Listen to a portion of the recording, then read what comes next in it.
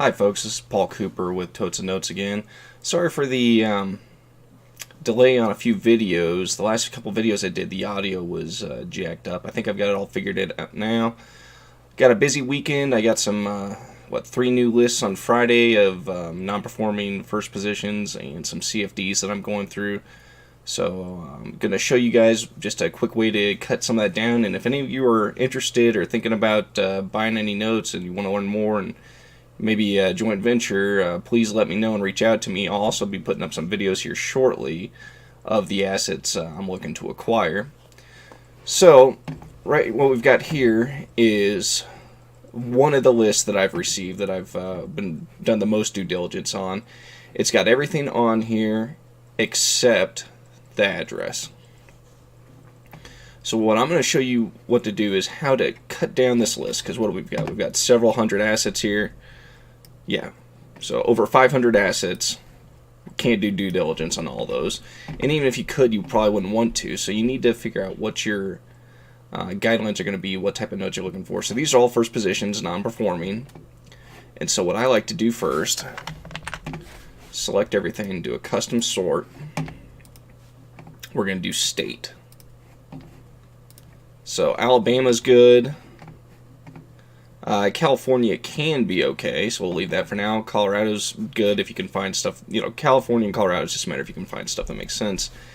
Delaware, I don't have anything against Delaware. I've never invested in it, and I'm busy with other stuff, so I don't have any specialty there. There's no point branching out into states just because there's product there. If you've already got other states, you're finding a bunch of stuff in. Until you expand, make sure there's plenty of stuff in most states. So, no point doing every state you come across. Florida's good. Georgia's good. Quick foreclosure there. Iowa can be okay. It just, again, you make sure you're getting, in a decent sized city where stuff's going to move. Don't get anything too rural. Idaho, same thing. Illinois, we'll come back to them on our next step. I don't buy anything in Chicago or Cook County. My apologies. Just not going to jack with it. So we'll come back later. Do states first, and then I do city or county. Indiana's good. Kansas can be okay. I believe in Kansas, you may need to have a license if you're buying a certain number each year.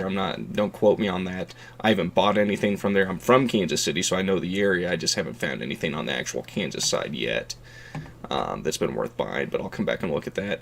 Kentucky, it can be okay. This is non-performing notes and CFDs, and they're not marked. You don't want to do CFDs in Kentucky. I never have, but I've just heard from people it's a nightmare. They get some weird laws, especially with the homeowner getting a bunch of rights, and so what you think could be a quick eviction ends up being a nightmare, so I'm just not even going to mess with those. Got plenty of other stuff to look at, so we'll get rid of that. Boom, so we got rid of almost a dozen assets right there.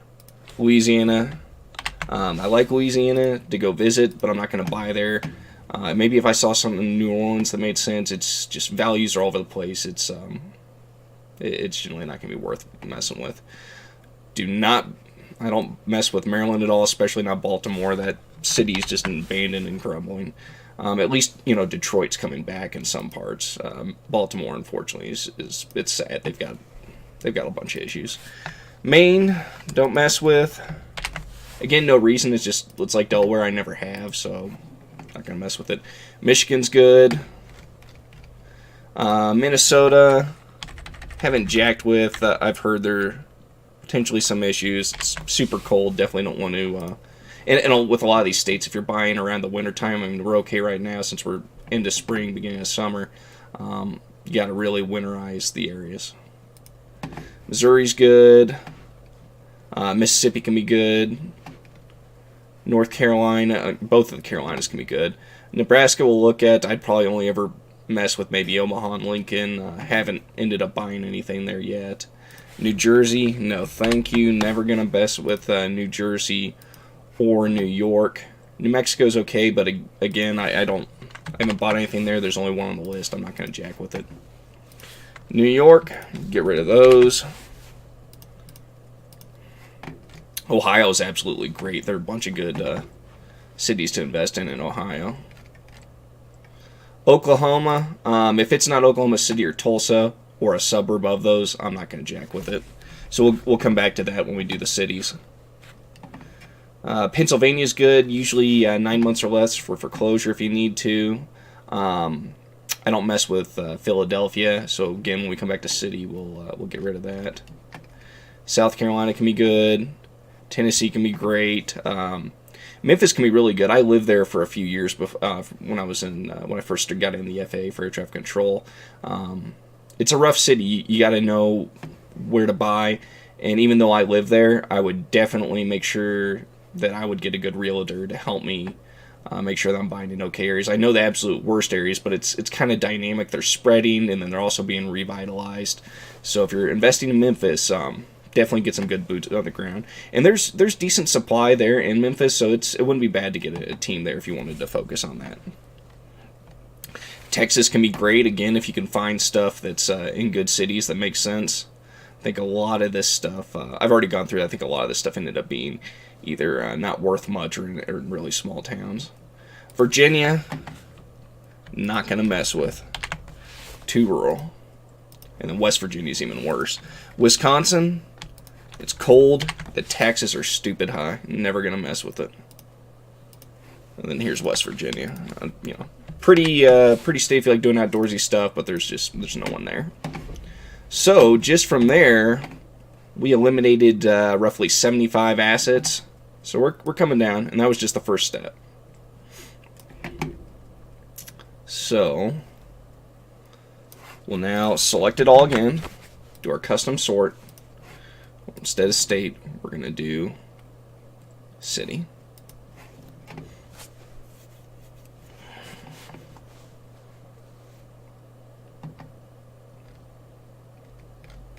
So going down to our hotspots, we know I'm at least not going to invest in Chicago. There are a few specialty people out there that do that, make pretty good money. If you want to invest in Chicago, I would definitely find a mentor that knows Chicago and can help you navigate the corruption. So we got rid of Chicago. Let's see, what else did I want to get rid of? Detroit's fine. I think Philly was just the other place that I wanted to get rid of, for sure. Yep.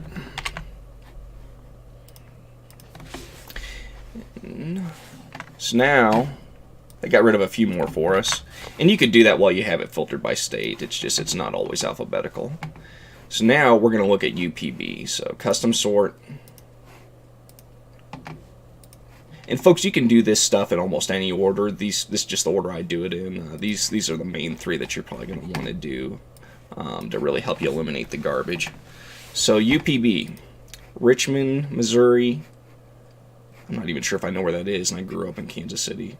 $1,600. You think that's worth your time? So what? They pay their P&I of $413 4 times, and it's paid off. Yeah, we're not messing with that. In fact, we're not going to mess with anything. I generally don't mess with anything that's less than $25,000. So, but a lot of times I'll cut it like 24.5, so we'll get rid of everything below then. Now again, look through here, make sure that there's not a state that's really rare to find, like if California or Colorado was in here, or Texas or Georgia, I could kind of look up, but I've already looked at this. I'm not going to mess with that one. And the reason, it's just not worth it. By the time you pay your fees, you bring in a JV partner and everything, there's just not going to be much for you to split, because most of the time if there's equity in the property, you're not going to be able to keep it.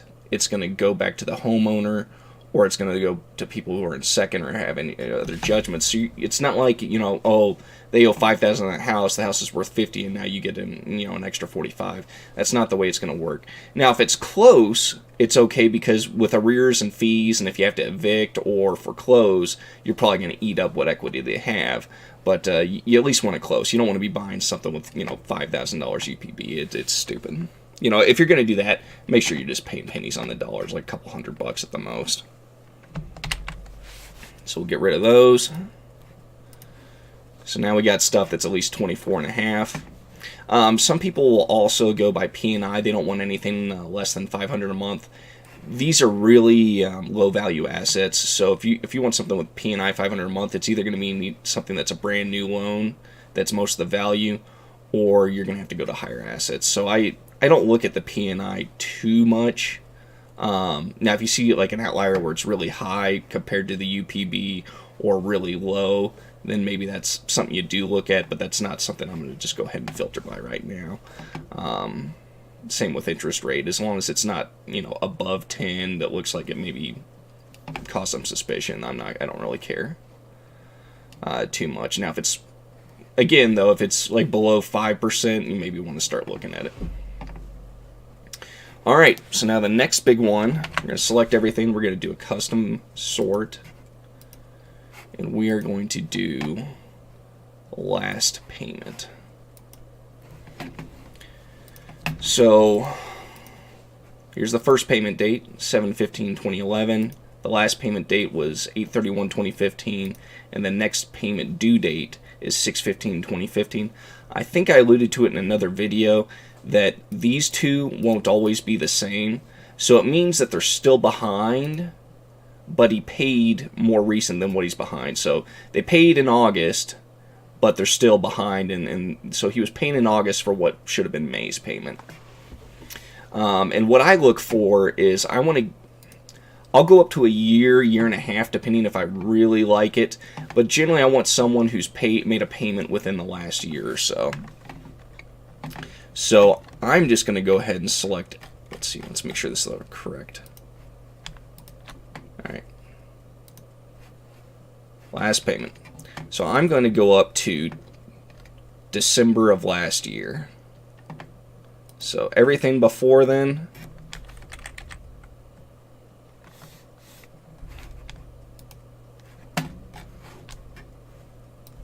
I'm going to remove. And then I just start with that. I may remove some more.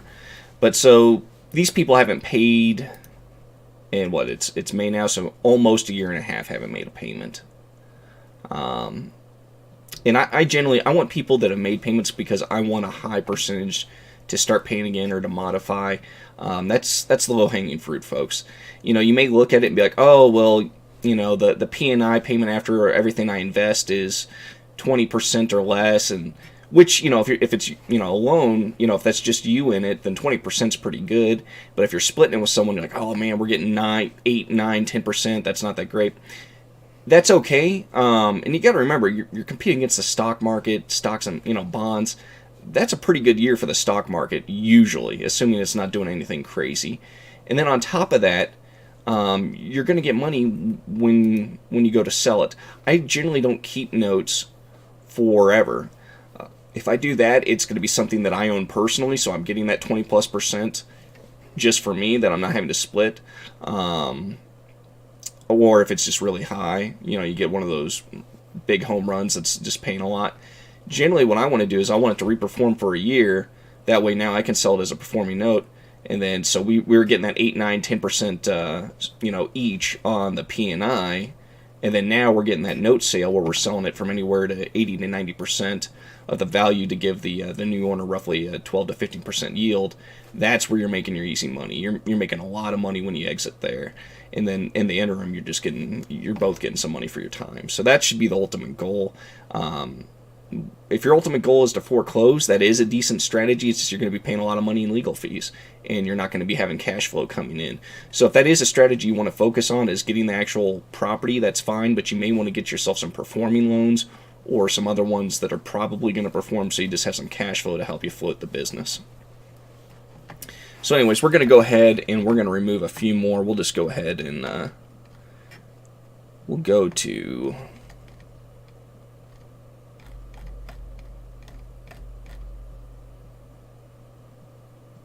Yeah, we'll just go ahead and we'll go to we'll get rid of all these December ones. And it's up to you folks what you want to do and how much time. Some people want 6 months. A lot of my lists, I'm not going to find many people that have paid within the last 6 months, and that's just up to you. Like if I spent more time on the phone calling people or getting more lists in, I may be able to do that. But if they've made a payment within the last year, they're probably trying. And so you'll hopefully have a pretty good success rate. And then with my filter here, we come down here and there's nothing. So that should mean that these people have never paid, or it's been a really long time. So their first payment was 12/1/2010, and their next one due is 2015. So they've made payments in between there, they just don't have it on record. So what you want to do then is you could also look at the, here's our column here with our next payment due date. And we go down here and look and just, 14, 15 seems, here's 1/16, but nothing in 2017, so these are probably all not what we're going to be looking for, so we'll go ahead and get rid of these. Okay, so folks, we've carved it down here in just a few minutes to, well, we had over 500, I believe, like 525, and now we're down to 75. And you could carve it more depending on other standards, like, hey, if you don't want, really cheap P&Is, you could filter it that way. You could, filter it again by, the last payment that you received. Do stuff like that. So that's up to you, what you want to do there. So we did. So we've got January of this year. So this stuff's all paid within the last 6 months. So probably a pretty good shot of reperforming and getting some payments out of some of these folks. And then again, when you're going through this, you'll want to go by state and city again. You may want just a few states. You don't need a ton of states starting off. Focus on a few good states that have a bunch of property. Like on here, we could probably make a living just off of Michigan and Ohio. Then you could throw in Indiana and Illinois in there. But like really, Ohio and Michigan have a ton of stuff on their own. Then there's stuff in the Southeast. You only need a couple states, folks. If you're getting good leads, you should only need a few states. If you're not getting enough from those states, then you probably need to be spending more time mining for good asset managers and good leads. Now, every now and then you're going to have dry times throughout the year, but there should be. That stuff. Ohio, Michigan always have something. Alabama, you'll see a lot of stuff. Georgia, I mean, focus on a few markets. And then same thing, like you're like, oh, well, I'm focusing on 2 states. You don't need to focus on every city in the state, folks. Focus on the major ones. Now, some states are a little bit more sparse than others as far as the population, so maybe you do want to spread out a little bit more. But definitely don't invest in a city that has less than a 10,000 population, unless it's within very short distance of a major metro, or you just happen to really know that market well.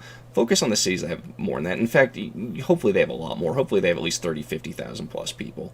The larger the city, generally the faster the product should move, and the better. You'll have more comps when you're comparing prices. So hopefully the price that you value the home for should be more accurate than a small little town. And I'll probably do some videos, maybe not today, of some more due diligence. Like when you're looking at these places, you want to make sure that you're doing Google Maps, do the overhead view and the satellite view. It's like, oh, it's a big city, but then you see that you're barely within city limits, 20 miles to the southwest in a farm-looking place. It's probably not a good spot. It doesn't matter if it's Birmingham. It's like, oh, look, Birmingham is a great city to invest in. And Birmingham absolutely is a great city to invest in. But you want it actually in the city. You don't want it on the outskirts where it's just technically in the city limits. So we'll cover that in another episode. This was just some quick tips, little stuff, how to chop up your list so you can get to something more manageable. Because we took it, 525 is just insane. I would need a huge staff to get through that in a decent amount of time. But if I actually want to do full due diligence on everything. 75 is what we've got it down to, and I'm sure I'll cut more out of that further along. But that's just a quick way, just looking at the spreadsheet, the numbers, without even having to look at a map, do any type of due diligence or anything else. So I hope this was helpful, and I hope it saves you a lot of time. If you have any further questions, just make sure to reach out to me, and I hope you all have a good day. Thank you.